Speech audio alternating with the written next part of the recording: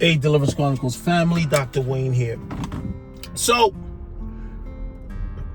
for now, I gotta get her that video. When I got up this morning and I asked the Lord what he wanted me to talk about, he gave me an answer. But he didn't give me an answer, he gave me a statement. And the statement was, you did it. It's your fault.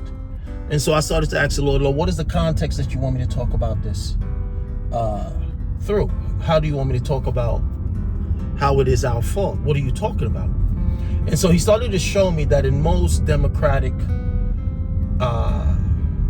contexts, most democratic nations, most republics that lean democratic, the way the people's rights are removed is they must get the people to agree. I'm like, okay, God, I get it. And so in talking about this, I wanted to look at some examples. And unless we have to go back to Barack Obama to start seeing the examples of how we abdicated our authority and our rights over bodily autonomy because of something that was promised to us.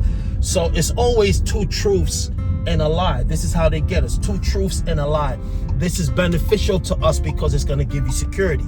Y'all remember the Patriot Act? The Patriot Act during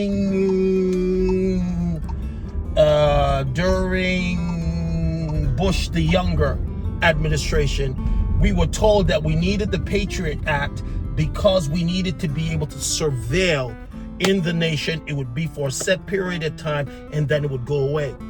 They keep reauthorizing the Patriot Act. So what we were told that it would be for our benefit has now been weaponized to use against the American citizen. We've seen this in the George Bush administration. We've seen it in the Obama administration, and we've certainly seen it in the Biden administration, that they use these apparatuses to go after people. Now, remember when Barack Obama came in with the Obamacare and said that you would be able to keep your doctor, you would be able to keep this? They knew from the rip, the architects of Obamacare knew that you wouldn't be able to keep your doctors.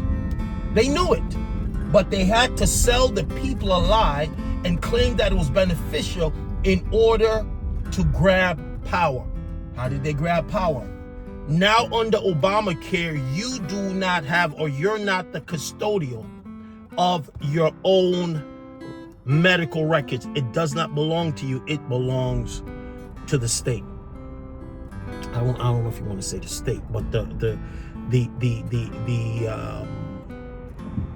Department of Human Health and Human Services are the custodial of your medical records. And so when God said to me, tell the people or show them how it's their fault, how they did it, he started to show me the Antichrist, right? And if you have eschatological knowledge and you know about the Antichrist, you should know what he stands for, what his agenda is, and you should also know which political party is the one most likely to advance the agenda of the Antichrist. So the Antichrist is going to come upon the world because we've been duped to believe that what he's espousing, what his group and his people are espousing is something beneficial to us, but it's not going to be beneficial. It's going to be injurious. And so even like I live in Baltimore, even in the city of Baltimore, right? We know that there's a dysfunction in the government, but the government can only be dysfunctional when the people do not hold them accountable and set standards. When the people continue to vote for people who do what? Put out agendas that destroy the fabric of our cities, our states. Now let me turn to the believers. When the believer starts to align him or herself with the agenda of the Antichrist, which we are doing, you're going to see a rapid shift in the trajectory of the morality of a nation. When Barack Obama came in, he didn't do it in his first term, he did it in the second term. We knew he's a homosexual, and we know he's married to a transgender. We know Michelle is a man. Yes, I said it. Come for me, right?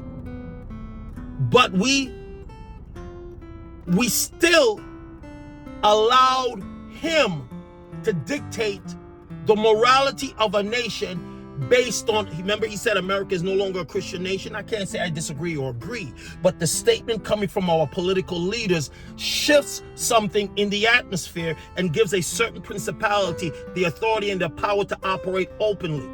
So when we agree with these agendas, right, we are saying, I want to live under this tyranny, this spiritual tyranny. And so when God says it's our fault because we don't choose God's ways. We don't vote for his agenda. We don't believe his word. We find all kind of reasons to elevate skin color, melanin, gender over God. God don't care if you're male or female. If you are anti-God, then that is the standard that we should be looking at.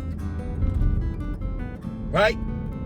This is a side note. This is a bonus. Go buy some XRP, some XLM, buy some Bitcoin, because what is happening is going to be dependent on the administration. People talk about the wealth of the riches of the rich, the wealth of the wicked saved up for the righteous. The only way that the wealth is going to be released is if we have people that move the markets positively, and if you are holding what needs to be held as far as wealth generating vehicles.